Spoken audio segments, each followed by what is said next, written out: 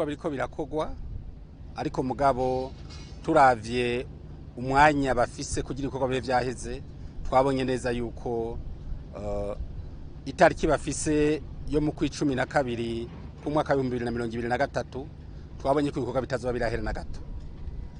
Ikindi twabonye nuko yuko hari bitariko biragenda neza. Twabonye ahantu hamwe hamwe bakoze ibeto, uno munsi rero itangiye kuzana imigaga.